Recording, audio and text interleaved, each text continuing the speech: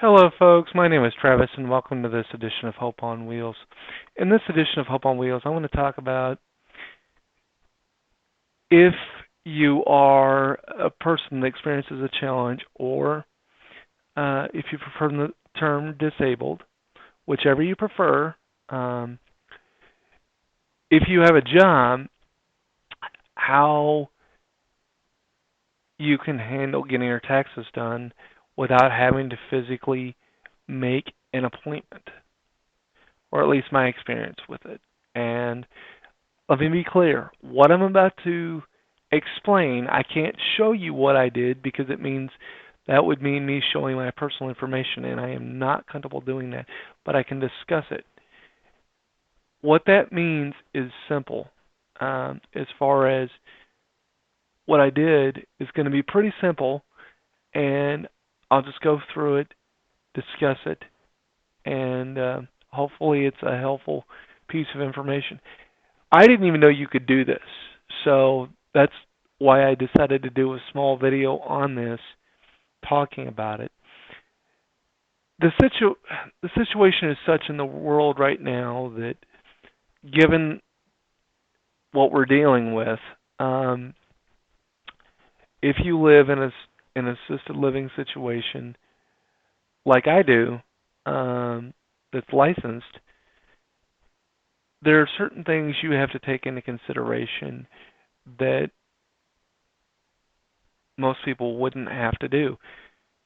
As such, it became very clear midway through the initial start of the situation we're all dealing with that I wasn't going to be able to make a tax appointment the way you would normally make it if you use companies to help you do your taxes every year, which I do. The company I use is H&R Block.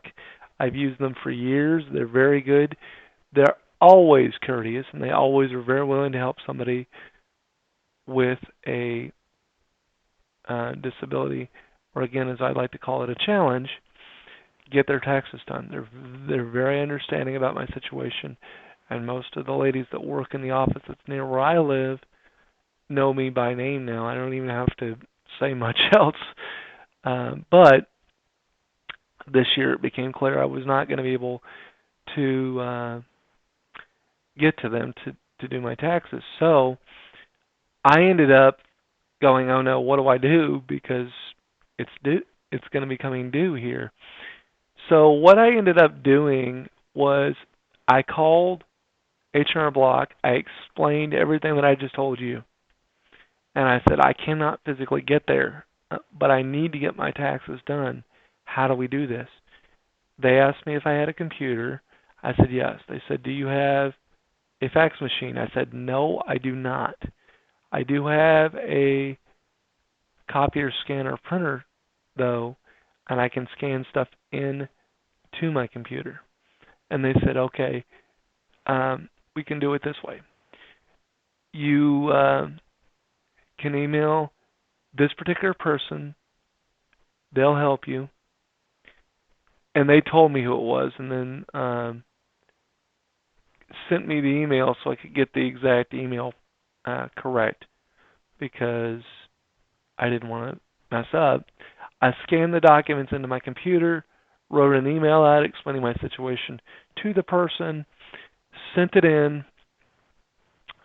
to them via the email. And again, it's easy to do. You can create one PDF that's got all the documents at once using a bunch of different programs.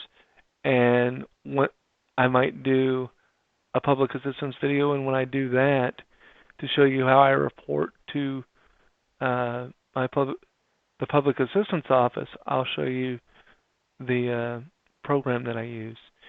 Um, but you combine the documents using a program if you want to do that. You can send them as two separate documents if you want. Doesn't matter. Usually, most printers now will give you a scan and send the email option, where it'll automatically scan the document in. It just won't give it a name. It'll just say a code via how that file is recognized. I like doing it where I can scan it into the computer, create a file name, and then attach that file with the name on it so that when I do something like this, it is sent in and the person doesn't have to guess, what is this file, what is this file. Well, I sent the documents in that she told me to send in. I wrote an email explaining everything. She sent me an email back. When she was done, she called me first and we verbally talked through some of the stuff. And then she said, when this gets processed through our system, you'll get an email stating you need to log in, confirm it, and then I can finish out your tax return. So we talked about it, and I said that's all fine because I understood verbally what she was saying. And then I went in and looked. She told me the numbers to expect based on my tax return and how it broke out, and exactly what she said is how it looked. And so I went into H&R Block, went through the steps to create an account, which now I permanently have. When I was in there, by the way, it I didn't say that initially because that's pretty standard. Some of you may already have an account, some of you may not. But you go through the steps, you'll get an account. I do now. It's in the system. Not a big deal. But you go through those steps, and then you go in.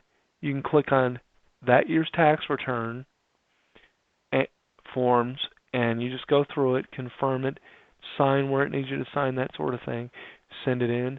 And within a week, I had my tax return in my account, which surprised me because when you do it the other way, it's even though it's direct deposit the other way too, it still took weeks before. It wasn't something that happened that fast. That being said, now that I've done this once, I'm never making a physical appointment to H&R Block again. I will always call, say who do you want me to email my stuff to, and I'll just do all that and let them do it all electronically. One, it shows my independence, okay? And anybody with a disability who is trying to be more independent, that shows your independence if you do this way yourself. And two, I don't have to bug my staff and try to work around their schedules and someone else's schedule, and it still gets done.